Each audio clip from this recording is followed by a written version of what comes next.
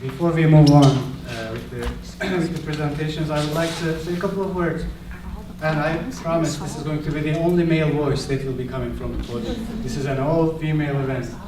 So change the conversation, change the world. There are indeed issues in the world that for which the time has come to change the conversation that they generate. The problem that often goes unnoticed, I guess, is not that there is a lack of conversation. There is a lot of conversation.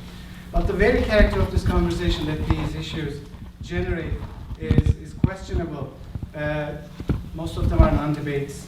There's mostly the dialogue of the dead. Don't produce anything meaningful for humanity and for the planet in general.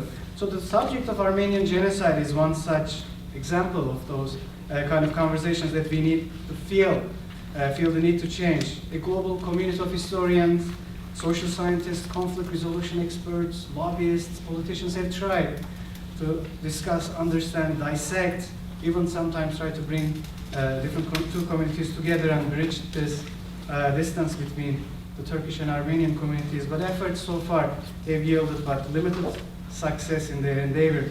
Today, we are going to be hearing an attempt for an alternative conversation that aims to humanize rather than polarize. The dialogue is categorically rejected, and that's the important thing about it. All these top-down jingoistic narratives, which are often wrapped around more male-oriented chauvinistic language. And as such, the whole experience became an invaluable attempt to make inroads to this quote-unquote intractable conflict. Our guests tonight are going to be dissecting that unique experience, if you will, how it emerged, how it evolved, what kind of roadblocks it had to overcome, and the general impact that it created, or it failed for that matter, to create. It would enhance this discussion in this debate on the Armenian genocide. So before I introduce our guests, I would like to thank first our sponsors, Arts and Ideas Committee, obviously the Department of Sociology, Global Studies Program, and Committee on Diversity and Inclusion. They have generously sponsored this event. So we are going to begin with Lerna Ekmekcioğlu, who is a Macmillan Stewart Associate Professor of History at MIT. She specializes on Turkish and Armenian lands in the beginning of the 20th century and the history of Armenian feminism. Her most recent book, Recovering Armenia, The Limits of Belonging in Post-Genocide Turkey, came out from Stanford University Press in early 2016. Lerna will give us a brief historical overview of this tortured debate on the Armenian genocide and hopefully help us understand what it may mean having more women, and only women maybe, becoming a part of the debate. Gonca Sönmez-Poole is the founder of TAWA, Turkish-Armenian Women's Alliance. She holds a BA in Mass Communication from Emerson College, an MS in Broadcasting and Film in Boston University, and a mid-career MA from the Fletcher School of Law and Diplomacy, where she studied international human rights and conflict resolution. Gonca will give us the background of TAWA, the TAWA initiative, and how it emerged, how it evolved, and share with us some video clips, I guess, from the dialogues that took place during these meetings. Following that, we are going to have two former participants of these meetings who will each share their reflections on these meetings. They will, for about 5 to 10 minutes, share their thoughts on the achievements of these gatherings, as well as their shortcomings, what made them back then hopeful about the meetings, and maybe the moments of when they felt discouraged. We're going to begin with Tsoleen, Sarian, who is the Associate Director of Project SAVE, Armenian Photograph Archive, and Campaign Manager for Sheriff Peter Kutujian. Tsoleen serves an active role in her church and Armenian community social and advocacy organizations. And we will conclude with Zeren Earls, who is a writer and currently contributes to the art and travel sections of the digital cultural magazine BerkshireFineArts.com. A native of Turkey, she has degrees in psychology from Duke University and education from Antioch College. So with that, I would like to invite Lerna. I will have these minutes for the remaining time that you will each have. 5 minutes and 1 minute, so I'll try to stick with it as much as I can. Yes, and I have 15 minutes, right? Yes. And it's 5:30. Let's begin. So first of all, thank you so much, Kaan, for the invitation, and Gonca Sönmez-Poole for making it all happen. Because Gonca will be talking about the background of the initiative, TAWA, Turkish-Armenian Women's Association. I won't be delving into that too much, except to say that I was a member too. At least for a year and a half, I've attended the meetings, which were, if not life-changing, I won't say it, but definitely eye-opening. So I'm looking forward to the question and answer section when we can talk more about it. So this is the fact that I was part of TAWA is one of the reasons why I'm here. But the other one is that I'm a historian of Armenians and Turks, especially in the context of their conflict that marks their identity to a certain extent up until today, which revolves around this event that we call the Armenian Genocide, the 1915 Armenian Genocide. Some of the members of the audience, I know them, and they know what the Armenian Genocide is about, but I will assume that there are at least some of us here who don't know much about it. So I will try to, in 5 to 10 minutes, summarize, yeah, I know. So for those of us who know what it is, I'll torture the history just to be able to give the gist of what it was and why it matters so much to, especially one party, the victim group, but also the perpetrator party too. And then we'll try to conclude with this aspect of denial versus recognition, which is the framework for reconciliation, which is ultimately what we have been trying to do with TAWA. So, the Ottoman Empire. When we begin talking about the Armenian Genocide, we can start in from the 19th century. The date is 1915, but it really, I'm a historian, there's this loop, we can always go back, but if you want to think about this, if you want to think about the conflict, which marks a certain moment in history, we need to look at its previous centuries where there was in fact peace. So Armenians, a Christian, almost exclusively Christian community, are an indigenous people. We think of them as the natives in America. They are from what is now considered Eastern Turkey. To many Armenians, because it's their indigenous ancestral native lands, it's still considered to be, they still refer to as Western Armenia. Okay?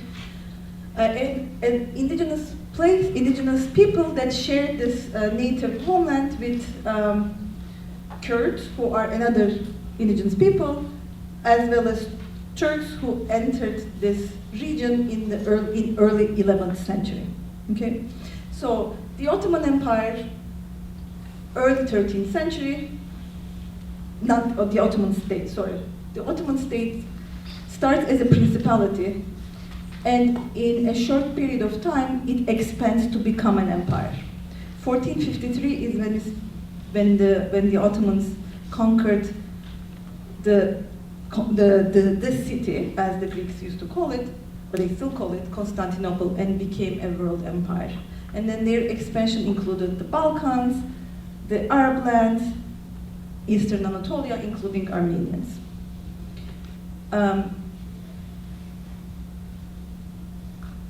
We don't see mass violence between groups, amongst groups, or pogrom-like initiatives up until late 19th century. Okay? This is very important to understand because we need to historicize the conflict, to see it as something that is contextual, that is not essential to a people, and it's not inevitable. If historical conditions had worked another way, the result could have been different. Basically, Armenians, along with Jews and Greeks, were one of the three main non-Muslim groups living under the Ottoman Empire. They had a certain status that is called, according to Islamic law, the dhimma, okay? A protected people. This was a hierarchical way of coexisting for a group that is demographically a minority, but demographics was not that important. The fact that they were not Muslims defined them. Their religious status defined who they were. Because the system, the Ottoman system, as Islamic law is, to this day in places that it is observed, is religion aware. You are your religion. You will be treated according to your religion. So in this relationship between, let's say, the majority and minority, technically they are not, it's a bit anachronistic. We don't call people minorities before the 19th century, but for ease of use, the relationship was hierarchical in the sense that non-Muslims, the dhimma, were expected to defer to Muslims at all times. But in response, they were reciprocated by religious freedom.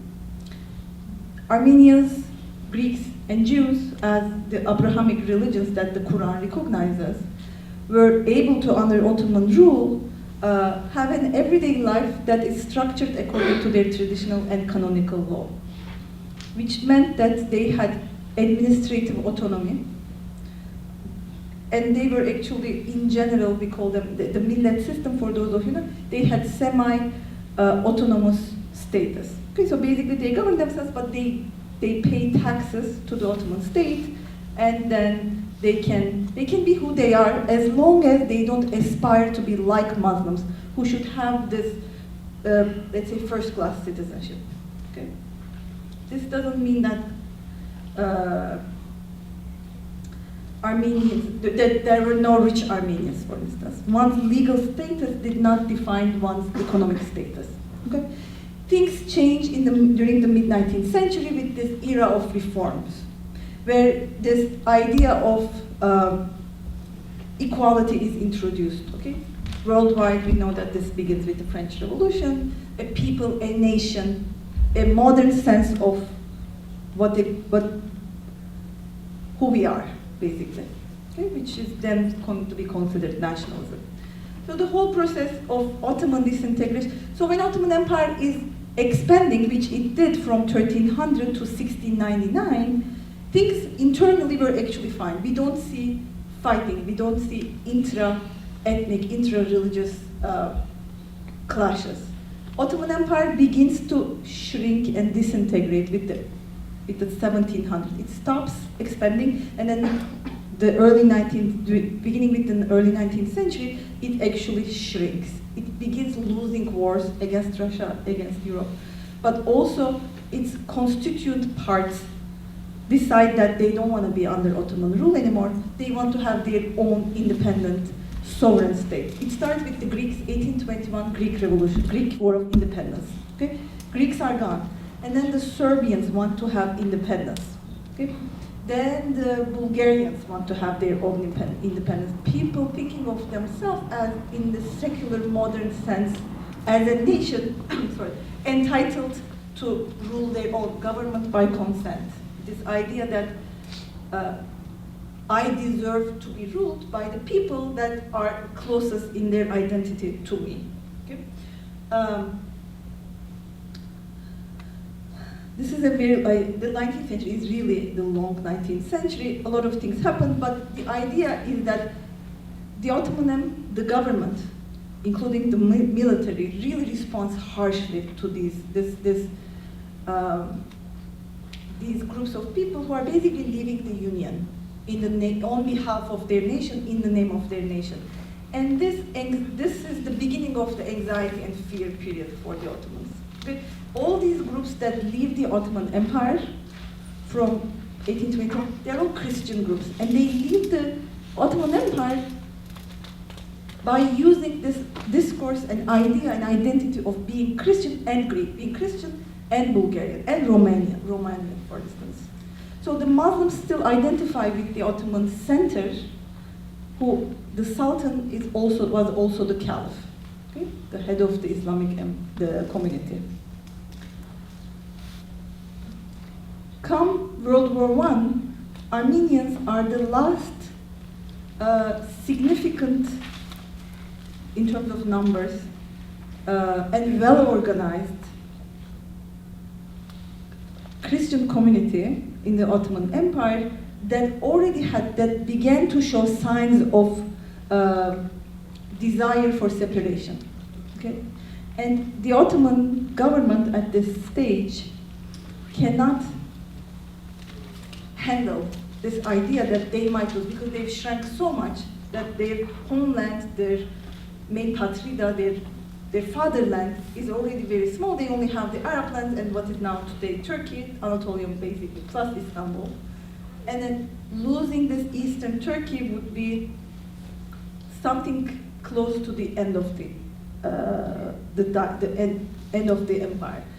So what I'm trying to get here is that the reason why they decide, and I'll talk about this decision momentarily, to decide to eliminate Armenians is out of fear and anxiety that Armenians, if not, Armenians were going to act like the Greeks and the Bulgarians, and that they would leave the Union, and this would damage the Ottomans themselves. Okay. They decide to basically get rid of Armenians, the Ottoman government, in 1915.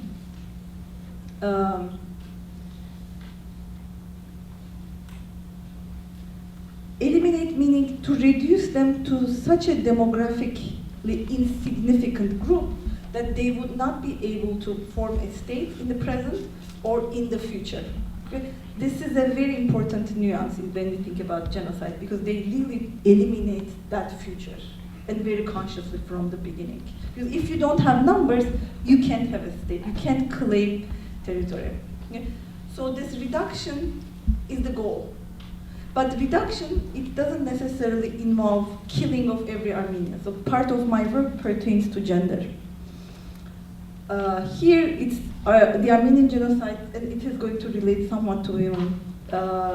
Also, the Ottoman state decides that Armenians must go. Okay? But it doesn't mean that every Armenian needs to be killed in order for this goal to be achieved. So in a lot of places, women and children are spared death, but they are consciously integrated into the Muslim Turkish community. Okay? But not as Armenians.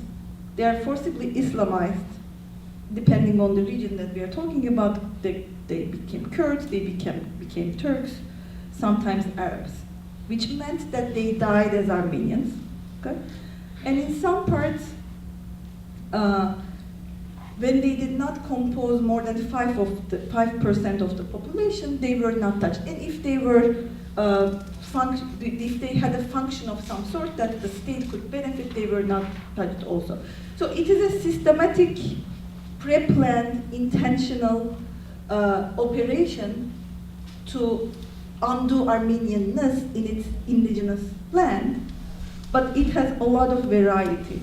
So I'm emphasizing this in order to work against this idea of categorical approach to the whole event, which is many times, unfortunately, conditioned by Holocaust imagery, even the Hollywoodized Holocaust imagery, right? Like gas chambers, everything happening from the center according to a rule that does not differentiate according to locality or local leaders. We see a lot of variety, which doesn't take away from the fact that it wasn't intentional. This intentionality and systematicness matter because according to the definition of genocide involves those measures. It is not just an ethnic cleansing. Maybe I'll mention this as one of my last points.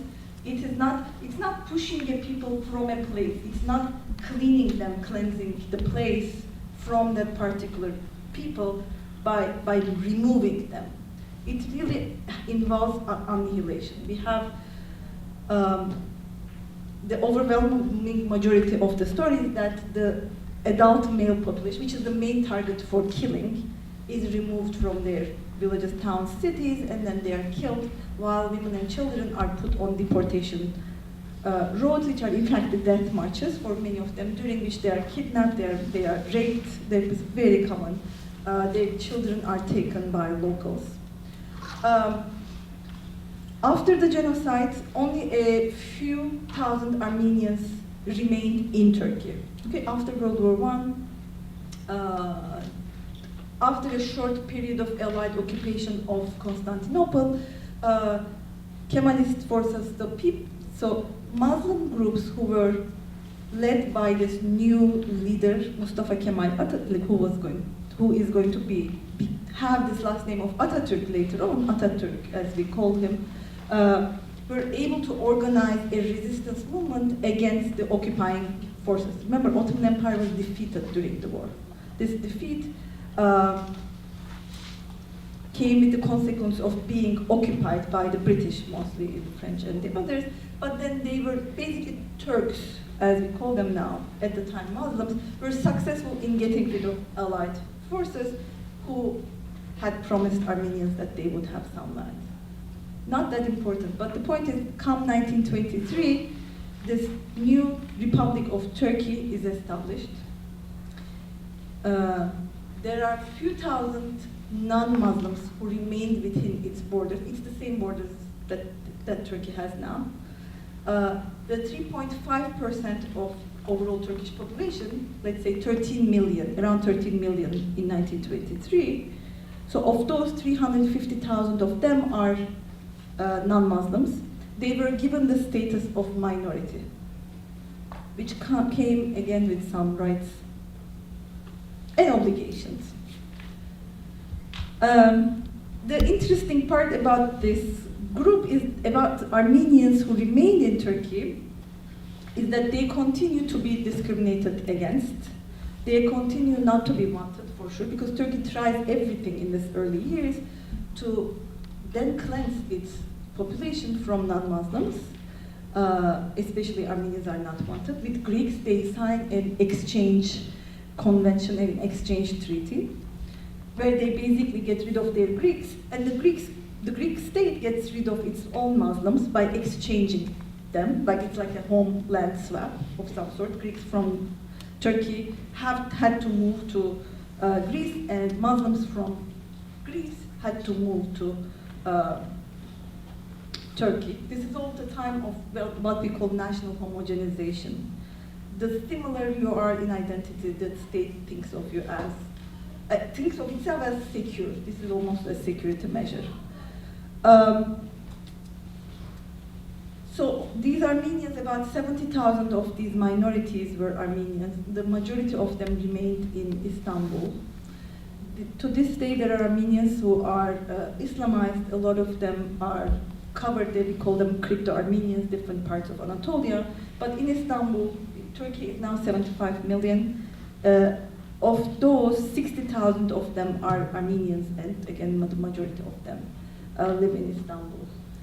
One last note, I happen to be one of them. That's why I studied this topic. And for me, this Turkish-Armenian Women's Alliance, the meetings and the whole initiative itself was extremely interesting, also because it was in America. Because I could be considered, legally I'm an Armenian from Turkey. I have minority status in Turkey, so I could be, I am both Turkish and Armenian with varying degrees of attachment to different parts of this identity. I am native in Turkish, but my Turkish is better than my Armenian. My mother tongue is Turkish, technically speaking. But at the same time, I'm a descendant of survivors of the Armenian Genocide from both parts of my family. So having these conversations that Gonca will be talking about in America of mid-2010s, I guess, was something that informed both my thinking about what people can achieve just by conversing, just by knowing, but also by pushing, by investing time and thinking. But also informed my work, I have to say, because this was the period when I was writing my book about Armenians in Turkey and the way they relate to the groups around them. For that, I'm very grateful. It is one of the reasons why I wanted to be here today, and that's one of the reasons why I'm honored. So, thank you.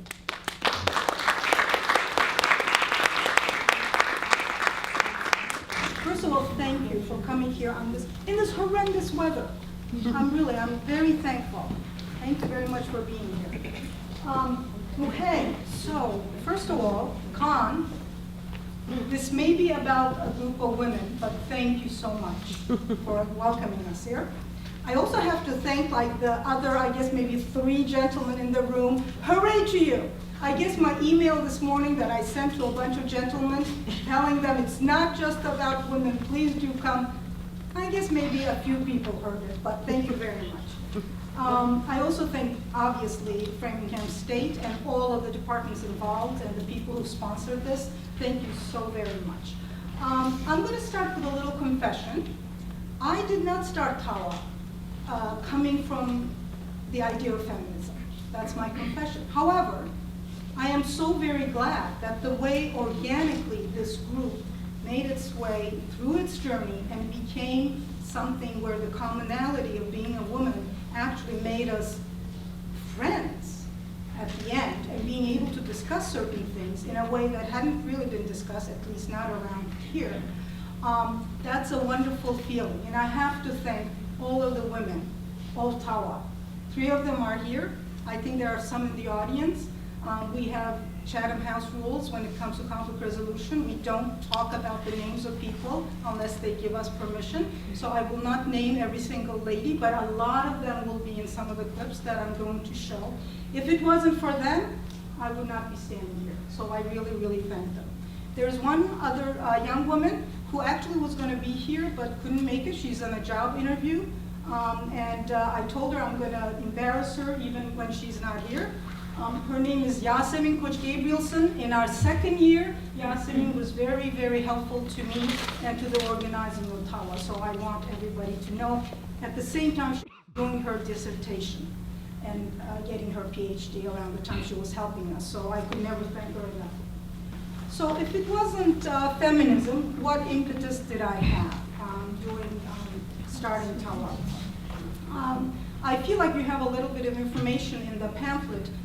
It has something to do with the coming together of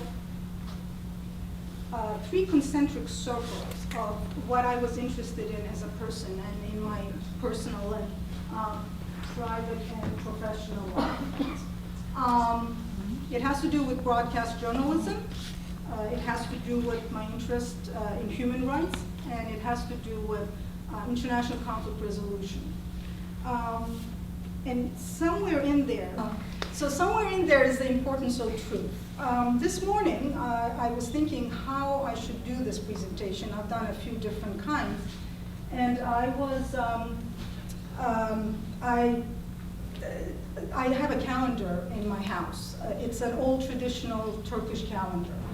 And I was alerted to the fact that today in Turkey is commemoration of Murdered Journalists Day. Since 1992, there were 22 journalists who were killed in Turkey. As of today, there are about 150 or 166 journalists who are in jail. That to me is an unacceptable fact. That to me is something that angers me. And maybe that's why there is a dormant feminist in me in what Gloria Steinem says there. What happened is that in 1993, I was in Istanbul. It's a year that one of those journalists were killed in cold blood. His murder remains unsolved. His name was Uğur Mumcu. It led me to think about and then research the fate of the Kurdish population in Turkey.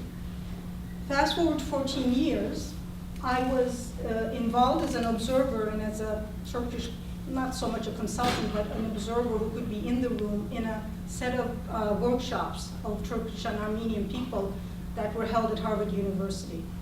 Around that time, Kaan Ağartan, who I think most of you in the room know, a Turkish-Armenian journalist, human rights activist, writer, he was murdered in cold blood in Istanbul. Yes, facts like those anger me. They piss me off, you can call it whatever you want, they do. As I got immersed in the subject of the Armenian Genocide, starting from the summer of 2006, when I was involved in these workshops, I spent a lot of years reading, immersing immersing myself, knowing and talking to a lot of Armenians in the area. You know, people that I had led private, you know, parallel lives, but had really not gotten to know them. And yes, I spent a lot of hours getting really angered about how my education in Turkey, for someone from my generation, I'm just about 58 years old, I did not know anything about 1915 and what happened because of the educational system. And that was an extremely moment of anger for me. But, as we all know, sometimes when you're really pissed off and angry, you have to find a way to put that into positive action. I suppose that's kind of what led me to think about having a dialogue group. Also, it's one of the ways that Hrant Dink, who was murdered, wanted Turks and Armenians to do. He wanted people to talk in dialogue and get together and share stories and talk. So let me just make sure that I can find my next slide. Okay. Between 2012 and 2014, we met officially. We still are, we stopped meeting officially, but we are a loose alliance of women who have been able to, I think, have some connections beyond the subject of the 1915 Armenian Genocide. We started with about 13. We lost some people. There were, I guess for some, they got busy. Others, another reason I'll come to a little bit later. And the best part, I suppose, for my, storytelling background is that the meetings themselves, just so you understand, they were very private. It was not broadcast anywhere. Nobody knew what was discussed during the meetings in my living room. However, there were 6 women who signed releases and who accepted my request to sit down separately at different days and answer questions. I could never thank them enough because they were extremely honest and forthcoming, and I learned a whole lot from them. So instead of me telling you more about myself, I am going to go have the members of TAWA who sat down and talked to me speak for themselves. This is about 10 minutes long.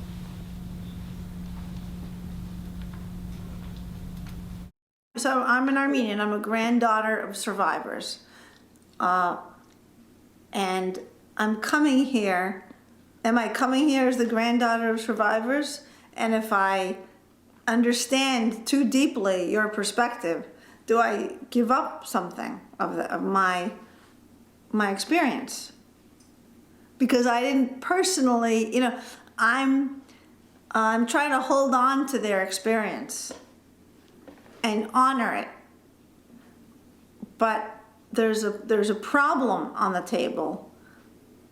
It's an ongoing problem of lack of recognition, and the communities, the Armenian community not grappling with it, and the two nations not grappling. So, am I at risk of losing something in this conversation? Honoring my grandparents. I haven't really made an effort to get to know Armenian people just because I'm not near them usually. And this gives an opportunity to find out who they are and what they're doing in an environment that I feel would be useful to spend time with. I'm trained as an architect, and I am an artist also, and I did not grow up in the Armenian community here, and I did not grow up in an Armenian community anywhere. I'm not religious. I grew up in Ohio. My father was an assimilationist and married a non-Armenian. I don't speak anything. Anyway, so I, however, have a sort of a vestige of a real affection for that Armenian family that I saw very rarely as a child, and I heard about the massacres when I was a kid. I knew that I wanted to communicate with people, understand their perspectives, feelings, and wanted to see if we can do beyond like discussing things, talking things, if we can start projects together, just go beyond ourselves, beyond these controversies. So that's why I said yes, I believe. It was part of my ongoing desire to forge more relationships with Turkish people. I mean, I already know a lot of Armenians, and I've never been part of a group like this, and I didn't know of any group like this, so I was just hooked by the idea of doing it. And that's really why. And I'm very keen to participate.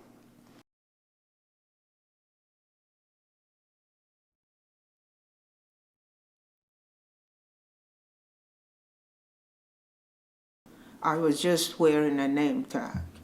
A young woman came, saw my tag and said, "What kind of a name is that?" I said, "Turkish."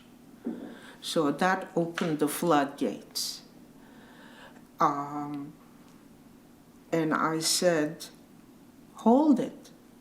Why are you attacking me for something that happened so many years ago? I wasn't even around." He said, "Look at the Jews. They make sure that Holocaust is never forgotten. Why should Armenians not do the same?" This is the first time I heard it from her, a young Armenian woman. I went to Merrimack College, and I played volleyball. One of the basketball players was a Turkish boy from Turkey.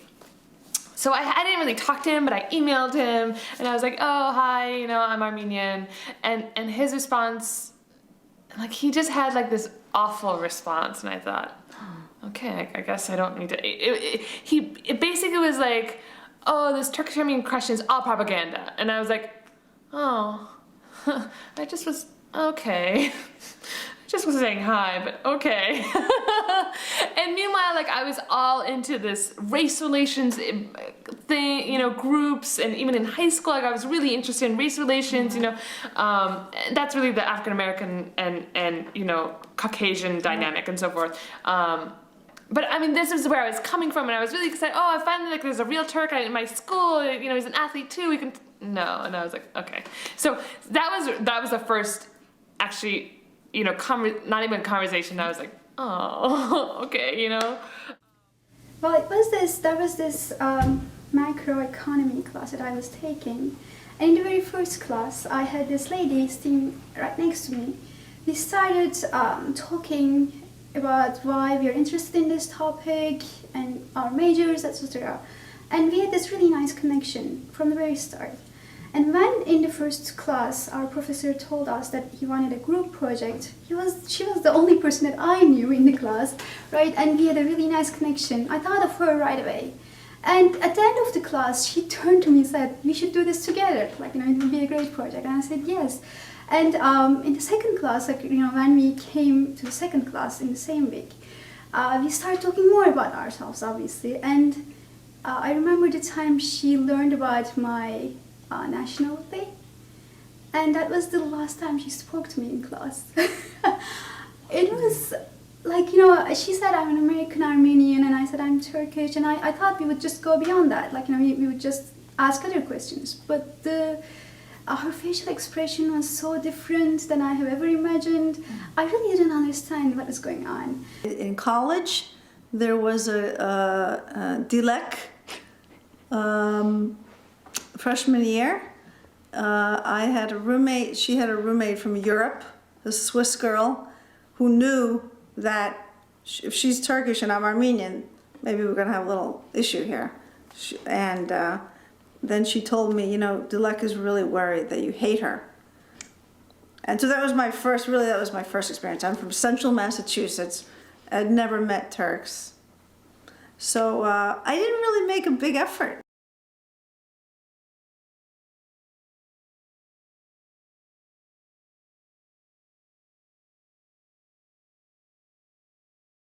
Well, this seems to me to be about the past equals genocide. And I think that's why, in some way, we're all here, Turks and Armenians, because there is a divide because of that word. So it doesn't surprise me. It doesn't surprise me at all.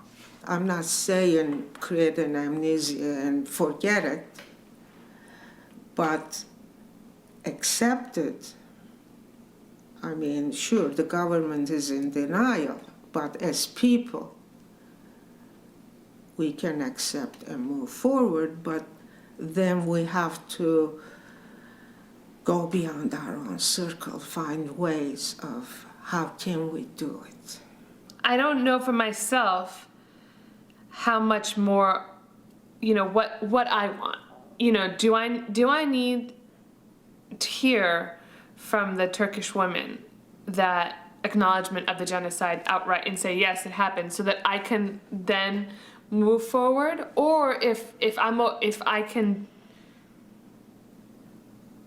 we can just sit around the table. I don't know what I myself am looking for. And I'm really curious about people's reactions on that, because I really don't know what an Armenian thinks when they say the genocide word. What is the translation in Armenian?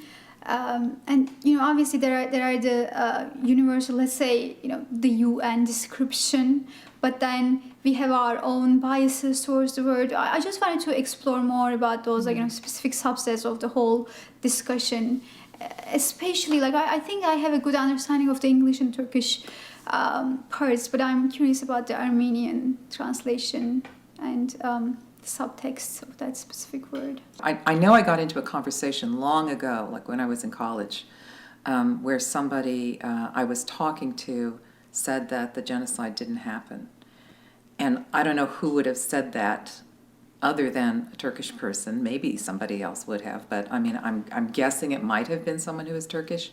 And I remember being in this very fraught situation with that person. It's happening to me right now as I'm recalling it. Something happened the minute he said, it was a man, the minute he said that, I felt my palms tingling, and I looked down and my palms had broken out in beads of sweat, a thing that has never happened to me before or since. Being in the presence of someone who denied that the genocide had happened, and I was just staggered that I had this incredibly, physiological response to it. And every time my palms are tingling right now just to remember this. Whenever I sort of recall the event, that's what happens to me. Beads of sweat on my, and I don't sweat much. It was really strange.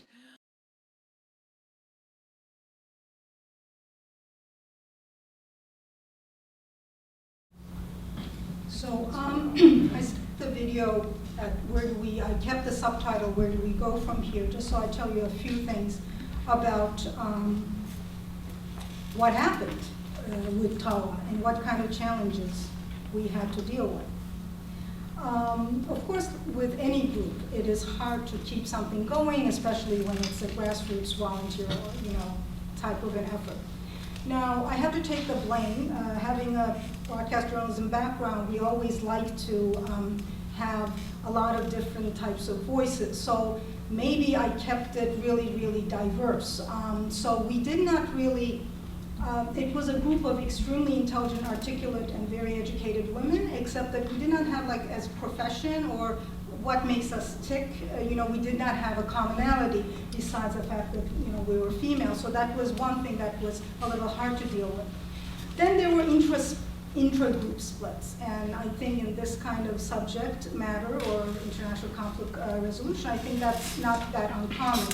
I do know that there was some tension, at least among the Turkish members of the group, that I could just tell that there were some different ways of looking at the subject. We can discuss it later on. I don't want to speak for anybody. And of course, the G word. The genocide subject actually got to a point, especially in April 2014, April 24th being the commemoration of the Armenian Genocide, we actually lost a member. An Armenian member of TAWA told us that she could no longer be there. She actually had, I think, either within the group or outside, maybe giving a ride to someone or something of that matter. She was uncomfortable being in the presence of one or two Turkish women who, for whom the word genocide just was not accepted or easily said or uttered, I suppose. However, that's the bad part of this. The good news is that for TAWA, and it's really a testament to the dedication of the women who stayed, is that we kept meeting. We kept meeting. It was a really tough time. We kept meeting after we lost that number over one of the most controversial subjects probably you can find, in the international spectrum. I do want to show you one other thing, one other video. Well, the second, I'll have another one at the end. This one, I want you to pay attention. If there is a quote from somebody that is repeated, I want you to decide whether I took artistic license and repeated it, or if it was like a willful, blessed mistake, because it may be an important point. So this is a 3-minute clip.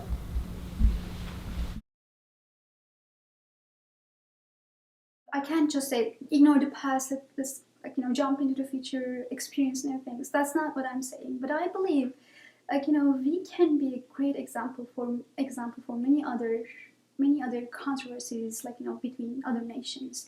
So if that was the goal, a lot of goodness can come out of that sort of thinking. Going beyond Armenians and Turkish, for God's sakes, let's go to Africa together. Let's change lives there. Let's fight with hunger. And goodness is good for everyone. It will heal many people from both sides, I think. If an individual has an injustice in their life, whether as a victim or a perpetrator, or partly both, or first of all, they're in order to move on from it and not have that experience own their life and their future and dictate all the decisions it makes going forward, it has to unpack and shed light on that experience. So otherwise, that experience is a it's like putting a rug over it, but it's still this mountain in the middle of the room with a rug over it. I'm not saying create an amnesia and forget it, but accept it. I mean, sure, the government is in denial, but as people, we can accept and move forward, but then we have to go beyond our own circle, find ways of how can we do it. And as I think about where my family came from, and there is this identity of the Turks, and I want to get beyond the anger and the hatred and get beyond it. However, I do carry that, that legacy, and my communities, Armenian American communities, fight, I guess, for justice. And so I struggle, it's a struggle for me. And internally I struggle to, okay, how can we move forward? As Armenian Americans in the US, how can I help my community move forward? And so I carry that on my shoulders. So I would be dishonest without mentioning that. So I really feel like Turks and Armenians both have a very difficult thing back there to face. That we all have it, and that's part of our bond in a way. We all have it. We look at it from different angles, but we all have it. So, listening to Joyce, the playwright, if we have this thing back there, Turkish and Armenian people, and what do you do with that? Towards the end of the second official year that we were meeting, as it became clear that, as with many groups, it takes a lot of energy and effort to keep it going. And I think personally I was getting to a point where maybe I could not keep organizing it, but I wanted to do one last thing as a survey. And thanks to Yasemin, who's not here, like I mentioned this morning, we did do a survey. And here's a very simple rundown of what came out from that survey. Now, and this is not according to ethnic lines or anything, this is just 8 people who decided to answer the question, what would you like to see in the future TAWA doing or being involved in? And so there you have it. Most people were interested in something cultural that had to do with, nothing to do with 1915. One person was emphasizing the value of maybe doing collaborative projects with Turkey and Armenia. And my perspective and the lens that I usually use when I look at subjects like this, which is human rights, really just 2 people talked about that for the future. That was a survey that came out of TAWA at that point. This was the spring of 2014. So, I think I also learned things from this experience. There is one last thing coming, one last clip. I hope it plays well, because I think you will enjoy it. But one last thing I want to tell you is that I let the other women speak for themselves later. We all look at things from a certain perspective, and we have certain expectations. As somebody who did something like this for the first time, having this grassroots dialogue group, I learned some things, and I decided to give it a little bit of a name for this method. And I called it my triple S method. And if I were to ever do this again, I would definitely try to use these things, which is to start slowly. You cannot expect people to be where you think you are. You have to start where they are. It's an incredibly important thing. Second thing is to speak softly. For some of us, including myself, I do have quite a temper sometimes, and I do believe in certain things, and maybe I speak loudly. In a situation like this, you cannot go really quickly and really deep into a subject that is really, really controversial. And the third one, I think, is full of hope, because when things get rough and things get tense, you just stay steady, take a deep breath, and then just keep on going, which is what this group did after we had that tense moment around April, around April 24th, 2014. So what I was left with is just an amazingly rich material from the interviews that I conducted with these wonderful women, that one day I'd like to put them together into an educational and very enriching and wonderful full-fledged documentary. I started inch by inch working on it. So I'm just going to give you a little flavor of what kind of a profile I may end up doing with some of the women, if I can actually get to do some more filming on. I want to leave you with that, and then I'll go sit. Thank you for listening. This is about 6 minutes long.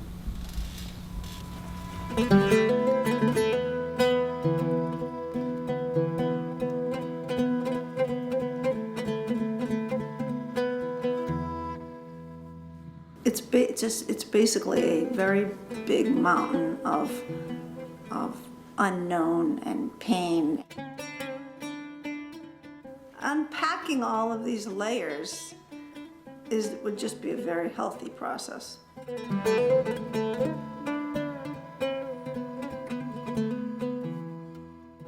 I am a part of a community more than I know.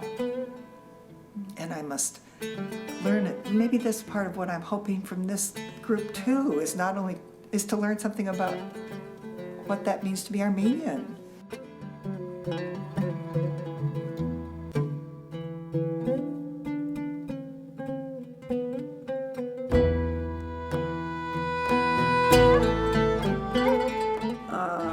grandmothers were both orphans in France, and so very similar, almost homogeneous story on both sides of my family. Second generation Armenian, American, and first generation going to college. So it was all about survival, you know, get educated.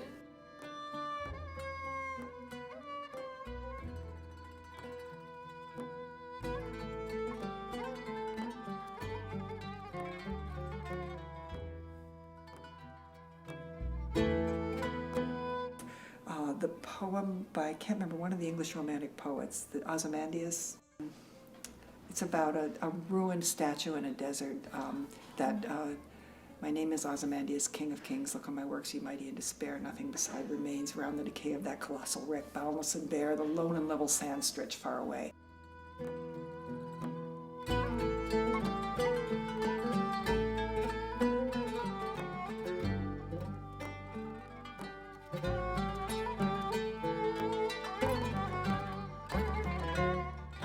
The cities of Sivas, Antep, Kayseri, Erzurum all have Armenian districts which are in ruins to this day.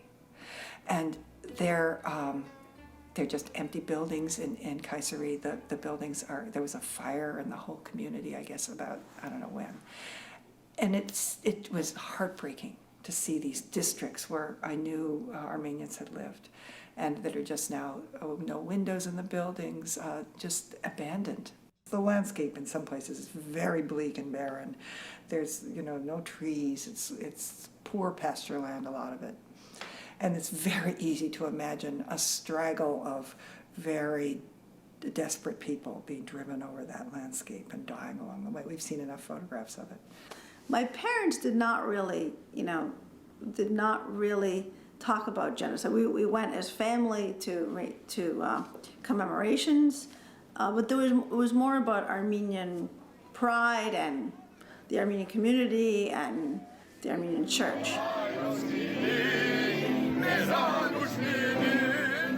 Being Christian was important. Both grandmothers were extremely faithful, going to church with them regularly. So that impacted me in that there was sort of personal, anger in the memory that they relayed to me, but it wasn't this sort of blanket of hatred either, because of their Christian faith, the depth of their personal Christian faith. Bless, O Christ, our God, with a spiritual blessing, this memorial meal and this gathering to remember. Well, I know the Armenians' view of 1915 varies enormously too, because in my family, my father didn't use the word genocide, though I began using it in his presence, and then I don't know if he'd been using it in his head and didn't. He always talked about the massacres, and my grandparents never used the word genocide. Armenian was a curiosity and a sort of an interesting background, but we didn't want to put too much identity into being Armenian. We wanted to assimilate and be. So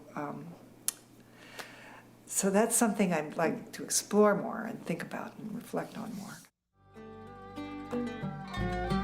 My father was very scared. And I called him from Sivas. I got a phone card and I called him from Sivas. Said, I'm here in Sivas, Dad. And he was a little bit demented by that time, but he took it in, and he was impressed. He wouldn't have thought of going to Sivas. He was, I would have loved to have taken him. As Christians, we are taught to understand, have faith, forgive, have mercy, love. That's what we're supposed to do. But we have to, you have to know where you're the person that you are. You have to love your enemy, right? And your enemy does not want to get rid of this idea. So what are you going to do about it? I do think it's very possible for us to move beyond this, and I bet within our lifetime, it's inevitable almost, that within our lifetime we will see a much more kind of, events may overtake us, but a much more sort of a sharing of a common history between the Turks and the Armenians. I really expect it. I think it's just inevitable.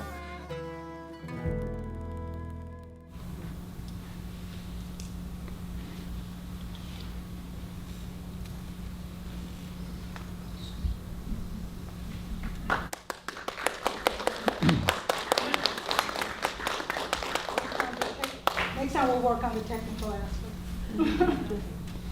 Next, we're going to turn to our two other guests, and I'm going to ask them to maybe limit their comment reflections to 5 to 10 minutes so that we can open it to the floor and have more comments and questions from the audience.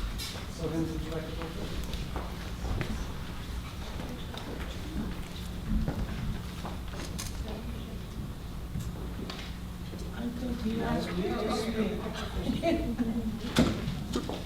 Thank you, everyone. It's I've learned from the video that I use my hands a lot, so I'm just going to sit on my hands.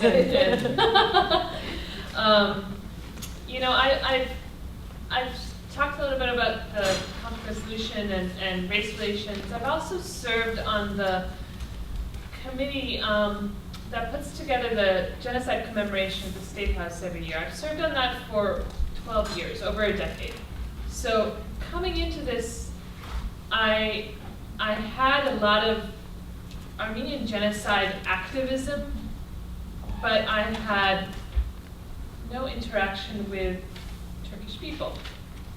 And so when TAWA was beginning, in my mind, it was a way to find what we have in common, whether it's my 4 grandparents were from Turkey, and so I knew that they were neighbors and in communities in Turkey. And so what did we have in common? What was our music that we had in common? Our folk tales, our foods, and our stories, our music, our how we treated our families, our values. What did we have in common? And that's what I wanted to come and learn about. An opportunity to take off our labels as Armenian, Turk, and come together and have conversations and friendships.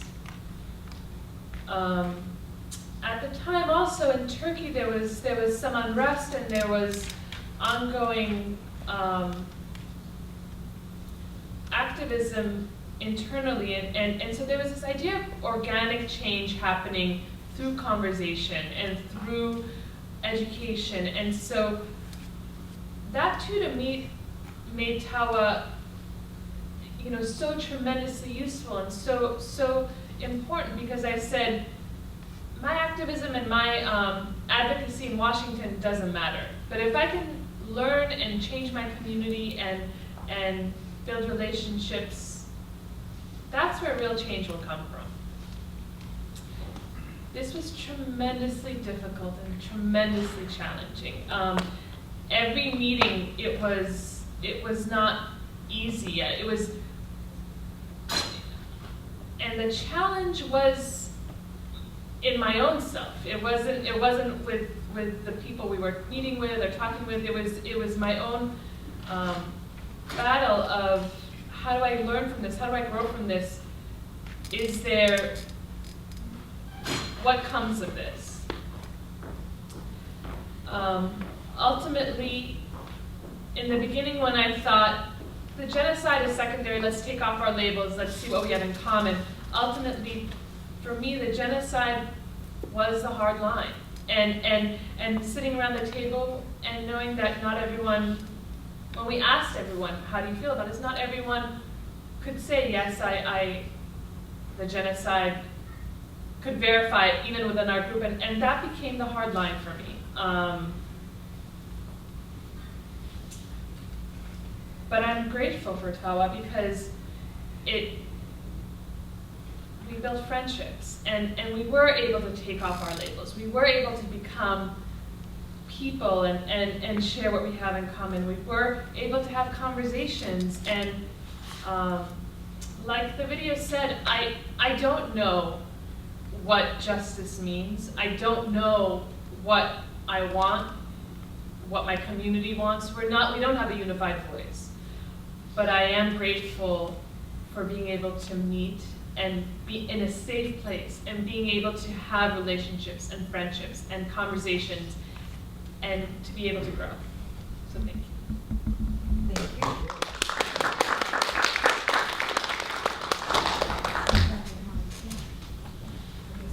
Turn it on. You have to turn it on. Flip it.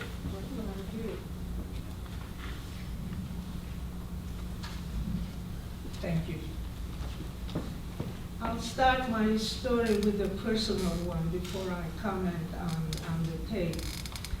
I was born in Turkey, grew up in Turkey through high school. And right after grade school, I went to an American school where the school had been established by American missionaries, the Congregational Church, during the Ottoman Empire in the late 19th century. When Turkey became a republic, these schools were given a choice. Either pack up, go home, or and their purpose, initial purpose, was to educate Armenian girls to become Protestants. That was the missionaries' goal, not to convert Turks. So when they were given a choice to pack up, go home, or stay, but with the condition they had to start educating Turkish children, and they couldn't proselytize anymore. So they opted for the latter, and these schools still continue some of the elite schools in the country right now. So when I was sent to this school at the age of 11, we had Armenian girls as friends. We played with them. I had Armenian teachers. Even the school doctor was Armenian. Many of the staff people were Armenian. So there was, we were friends. There was no discussion about not being friends with Armenians. We all studied the same history, which was very one-sided. We always learned during, the Turkish victories about Atatürk and the World War. Not a word about deportation or genocide. This was not even in our thoughts. So at the end of high school, I came to the United States for my college education, where gradually the scenario changed. My first encounter was at a faculty reception. Again, my name tag attracts attention, what kind of a name that is. When I said Turkish, even though he was faculty, he just went into a tirade about Turks. So you can imagine my reaction coming from a very friendly environment with Armenians to this verbal assault. This happened another time at a professional conference, this time a woman, and you heard that on the tape.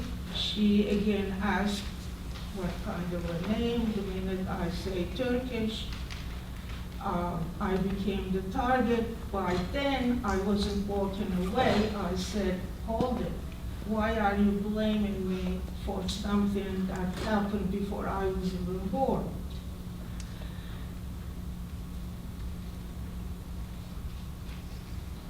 Then she went into the Jewish Holocaust, that Jews make sure that no one forgets the Holocaust. Armenians are obligated to do the same. And I wasn't really prepared to deal with it in that context, not knowing enough about what had happened. Years later, I'm teaching art in a school in Belmont, and little third graders in my classes, as they are working on art projects, they're talking about the awful Turks, how mean they are. So as a teacher, I can't say anything. They're only, 8 years old. I'm saying either this is conversation at home, they are carrying to the classroom among themselves, or the parents know I'm Turkish and these children are taught to come to the classroom with these feelings, which was very sad to me.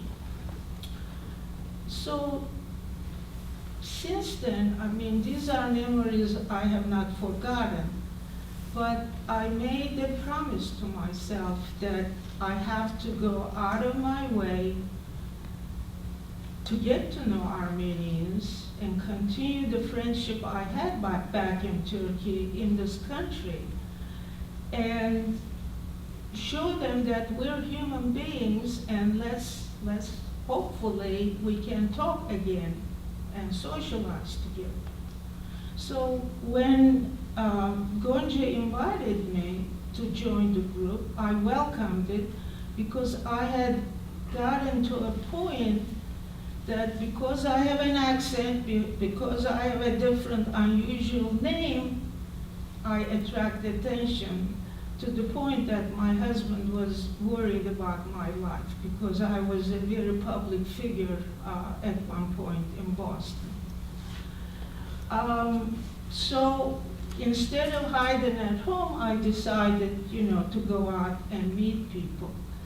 So Gonca's invitation, especially a group of women, was appealing to me.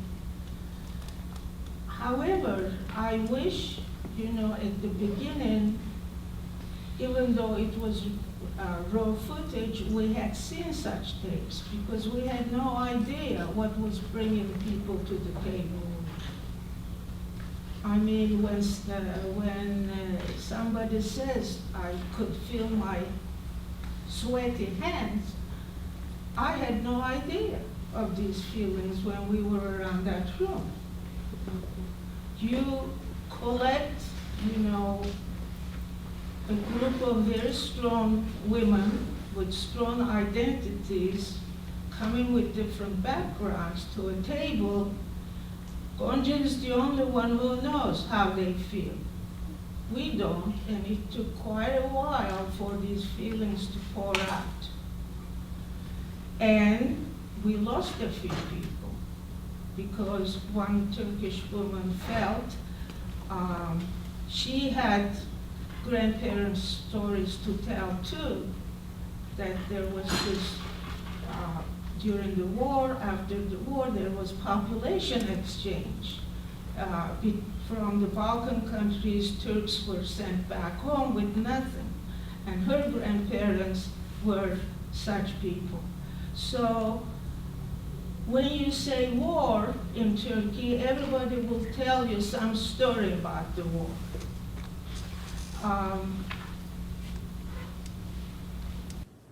So was it a successful group? I would say definitely worth it. I had a ride with Tsoleen. There is Turkish-Armenian friendship. That would not have happened 15 years ago. So for me, for those reasons, I have a few more Armenian friends who are kind, who smile, who say hello. But did we really accomplish a goal that each individual had in mind? I doubt it. The meetings had to go on much longer to accomplish them. Thank you.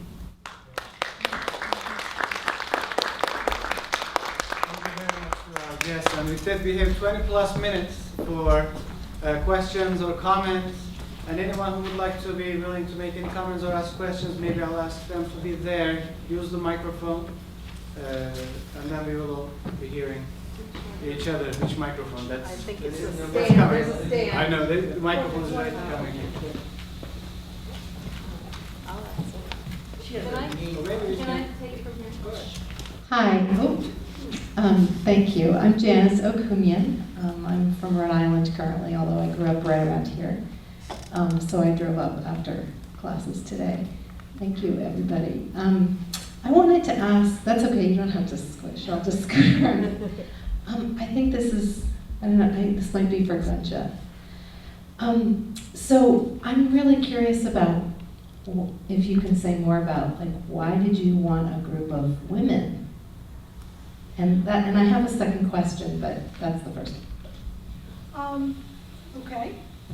At the time, after having been immersed in the subject and having met a lot of people in and around Boston who basically were doing either academically or otherwise, some work that had to do with the subject, there were just too many men. I just had to do something that didn't have that many men. I just had to. It's as clear as that. That's why I don't call myself a feminist with a big F, but there must have been some dormant feeling in there about, that women should be doing something. That's the honest truth. Mm-hmm. Next one. Thank you. Okay, and so my second question is, did you do any readings as a group? I'm thinking of some of the things that came out of the South African Truth and Reconciliation process from the 1990s, where they, in order to move forward together as two peoples, blacks, whites, they went through this really long process, which involved acknowledging truth. Everybody acknowledging truth. And then, after they did that hard work, then they went through reconciliation. So I'm wondering, and I know Desmond Tutu had a lot of writing about stuff like this, and I'm just wondering if those were ever on your radar. I should tell you one thing. As opposed to some other dialogue groups or situations, and first of all, this was a very small volunteer grassroots group. This has nothing to do with what was going on, the Truth and Reconciliation in South Africa or other places. This was a small group. In the Turkish-Armenian situation, it's getting maybe better now, but it is exceedingly difficult to get a group of Turkish people and try to get a sense of what they think about genocide, because there are a lot of nuances. So you cannot quite get a feeling for what they may think about it. You can go and ask them, but then when you ask them and get their opinion, what's the point of having dialogue? The dialogue is so that you can actually have, this very controversial subject to be discussed. So when I got the people together, it wasn't something that, I don't know if that's what you mean. I could not vet them and actually say, well, what do you think about genocide? And even if they were to have an opinion, they probably would not have really told me, because after all, most people really willingly wanted to be part of something. They wanted to check it out, see what was there, what was happening. I don't know if that answers your question. I also did not set out with the idea that we were going to solve the problem, obviously, if we call, the denial a problem. Of course, in my mind, naively, I may have thought that maybe everybody, all the Turkish people, at the end of it would just come out of the room and say, I acknowledge, but that wasn't really the point. Yeah, that wasn't really the point. I did want Turkish people, I think, to, maybe not to the obsessive level that I had, but I did want people to really be interested and read and be really open to reading history and different things. I would bring, I did bring articles. We had a page, a Facebook page, where I tried to put things out there to discuss. But as Tsoleen said, it was difficult. It's a difficult thing, and I will, honestly tell you that it could have been that maybe we did need a third party outside of the Turks and Armenians.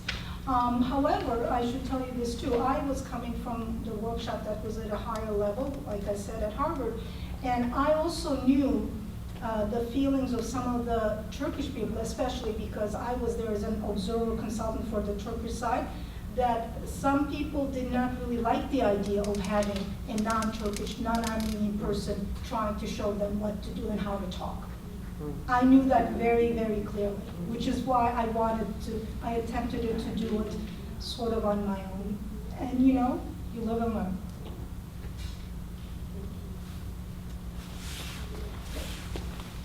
Can I do without the microphone? I'm awful with microphones. Okay. Is it loud enough? No. No? No? Okay. Alright, I'm not going to be very good at it, but I'll try. Hi, thank you so much for this. It's not on. No, it's not Yeah, on. flip the little switch. There you go. Thank you very much, and thank you for the, Lerna, thank you for the history of, very short but very rich history of the Armenian Genocide and the history, what do you call it, historization? Yeah, that's the word that I can pronounce properly. Anyway, so I'm really, my heart pumps right now.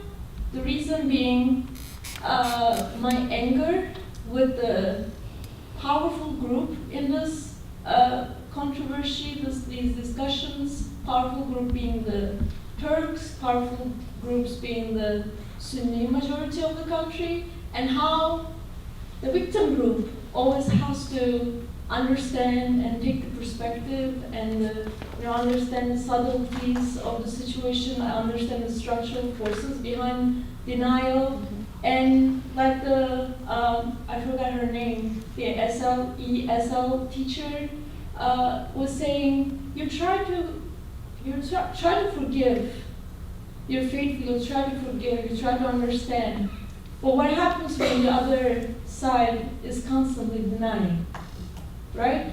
So I think that imbalance is harmful, especially in the context of dialogue, because the victim side comes into the dialogue with different expectations than the, let's say, the powerful side. As we've, the perpetrator group. I mean, I don't want to generalize, but we can get from even from these narratives, you see a rather, let's say, more humanistic, but not specific enough of an acceptance on the perpetrator side, but you see this more, like more specific, like this desire to be acknowledged in a very specific way. Let's call it the word genocide, let's call it, more engage, acknowledge, not just being like, oh yeah, things happened. Oh yeah, we're all humans, let's share culture, let's like create culture. No, something big happened. And let's get a full acknowledgement of the full extent of this big catastrophe. So like, I'm coming from the majority side, by the way, perpetrator side, so I think that's the reason why it affects me more, because it's unfortunately not just the Armenians either. The country is in a constant state of denial of the condition of the Kurdish people, of the condition of the Armenian people. So I want to understand at what point are we going to say, you have a responsibility as the majority group to be the person who does much more than the victim group. And maybe the question, this was all this angry commentary, I apologize for my, maybe my emotions are taking up too much space right now. But the question being, have you come across this sort of a discrepancy between, you mentioned some different expectations of people coming into the meeting. Did you observe that to be the problem in the dialogue? That that discrepancy between expectations and how can you talk a little bit about these kind of differences? You're talking to me? Both of you, excellent. All of you. Originally I wanted to learn. I wanted to challenge myself and grow myself. So I thought I could put aside the genocide and get to know people beyond the genocide. It didn't work like that for me. And over time, And it was, you know, perhaps, I don't think I wanted to ask the question to the group one by one to confirm or not confirm. I didn't want that because I didn't. It didn't matter to me at the time in the beginning, but as we grew and progressed, you know, it's now been 2 years and we've been meeting, and so what's coming out of it, that fact of the genocide is a question mark was a hard line for me. And at that point, we were already kind of ceasing operation anyway at the time, but I think had we continued to meet, I myself would have said, I can't.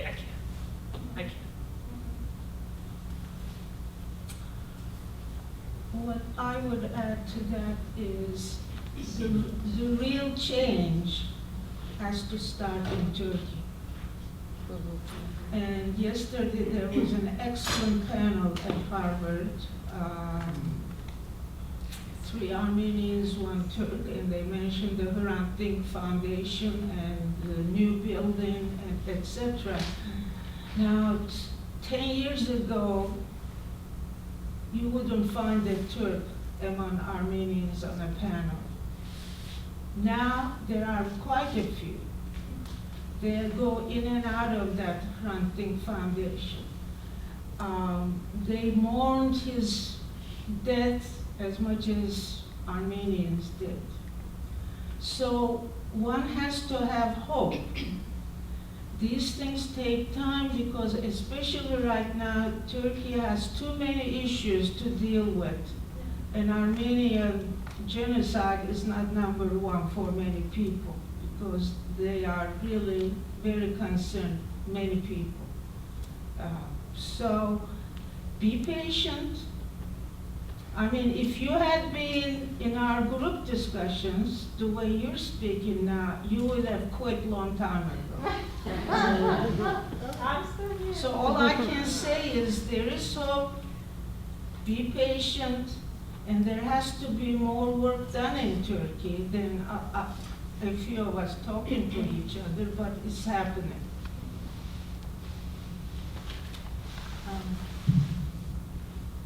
I respectfully disagree with my fellow TAWA member. I think if you were in our group, you wouldn't have. I don't think you would have quit. I think you would have continued and maybe push us even further in terms of various dimensions that you have brought to the conversation, which I thank you for. Especially the fact that sometimes we assume a symmetry of some sort, right? Even though no, not even though. Sometimes we talk about Turks and Armenians. But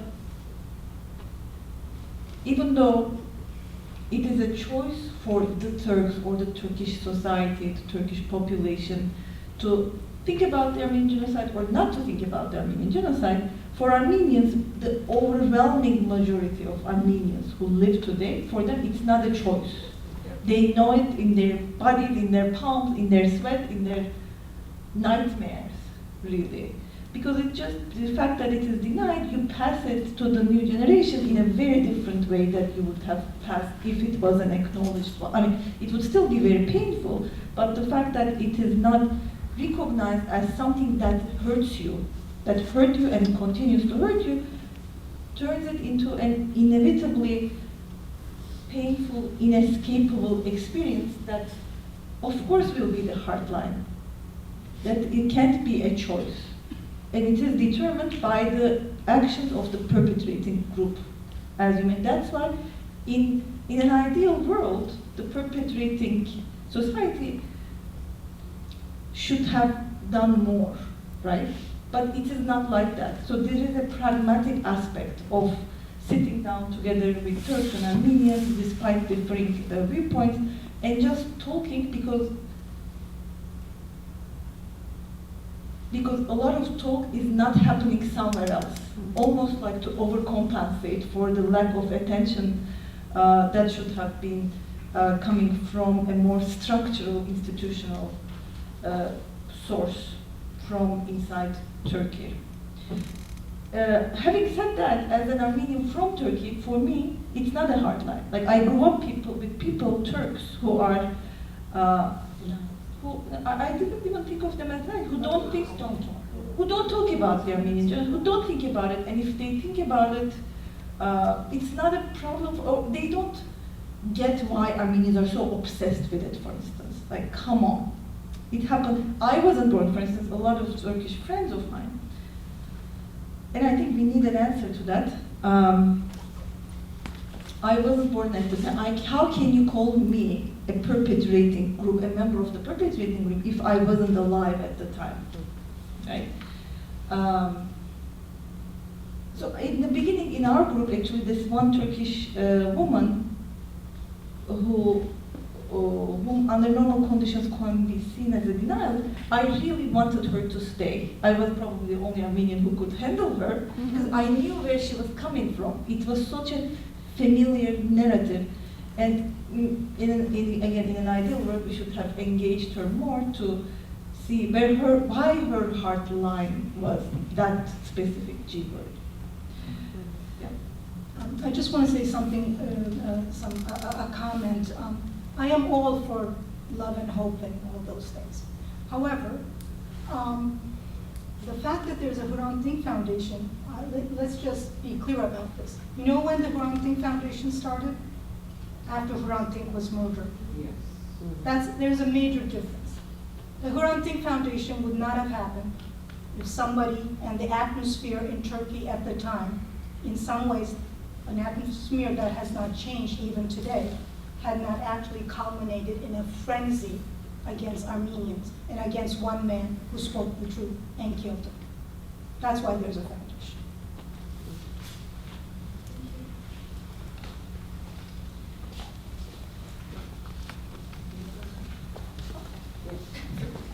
Hi, so I'm a little different, I feel like, than everybody else who spoke. I had no idea this was even a thing before you came 2 years ago. So I've learned a lot in the past 2 years and I'm a student here at FSU. But I'm just curious if you guys have any comments on about how kind of the collective memory of this event has changed over the past decades, if you have any, feelings or comments on that. And maybe where you'd like to see it to go, like in your, not to speak in ideals, but in your ideal world, how does the collective memory of this event differ than what it is now? Say something? Do you mean about the Armenian Genocide? Yeah, like what does that collective memory look like, or how is it shaped? Well, there has been changes. There are, I think there was a survey like a couple of years ago, I can't remember exactly, that there is like a 25-point-something% of people within the actual in Turkey. And that's where the problem lies, right? That's what's important. Who actually are ready to say, yes, there was genocide. But that obviously is not enough to make it into something official. If you're talking about forget governments, and if you're talking about collective memory as to what can be done, I think, yes, the Hrant Dink Foundation tries to do things, but just as I also commented yesterday at the same conference, what ends up happening is that 25% or whatever percentage of people who is either professionally or personally have a desire to acknowledge and talk about this, they end up talking among themselves. So that is one of the problems. You have to, how do you expand beyond that point? I think that is the most important problem that I foresee. As far as just like groups, like us, maybe this is not related to your question, but I want to talk about the young woman who was very passionate, rightfully, is that you almost have to decide, I guess, for this kind of a group in the beginning, and I just could not do it. Like you can't, now I know that maybe you have to vet every single person, and if you want to do some collaborative project, it has to be required that you're on the same page about genocide. I mean, that's one way to go.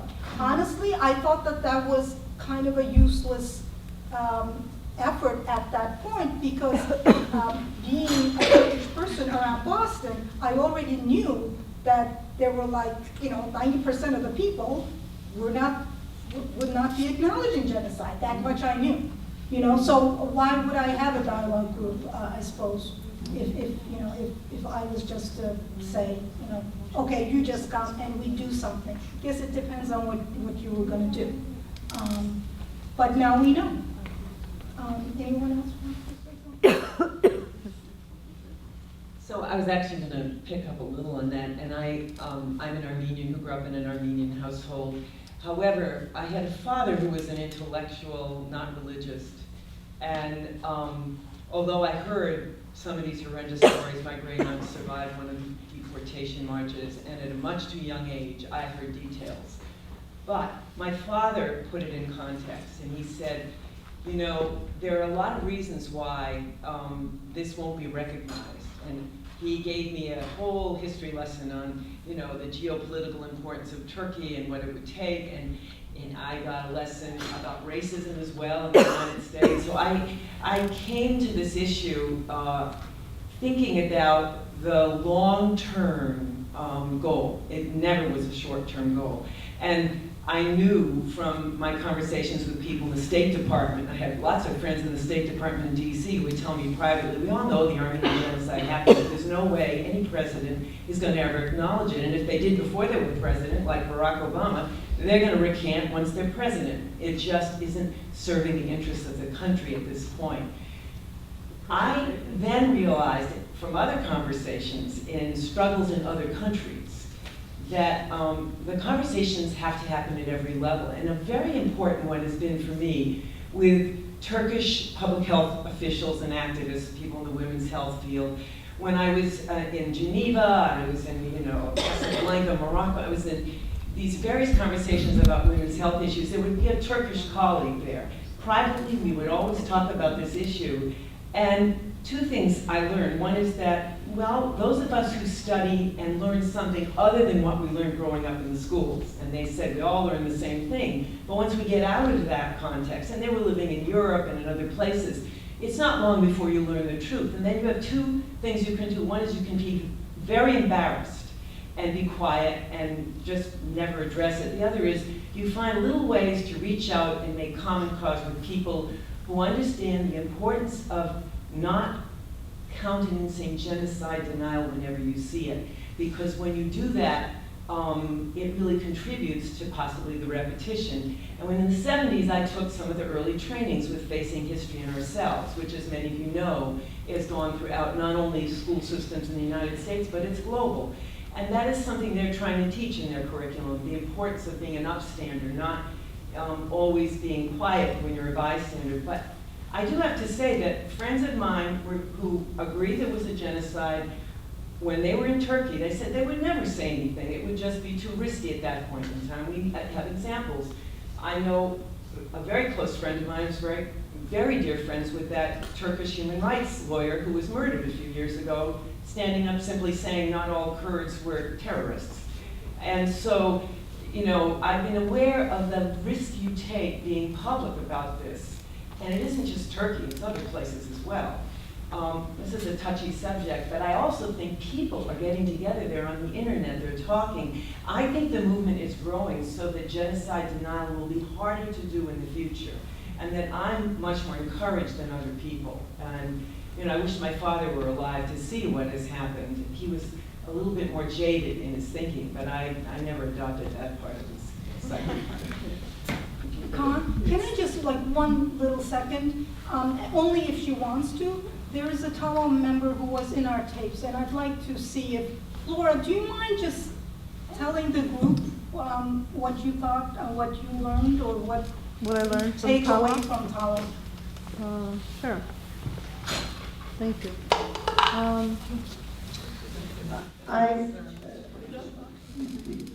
The comments about being an upstander basically is very, very similar to my general takeaway.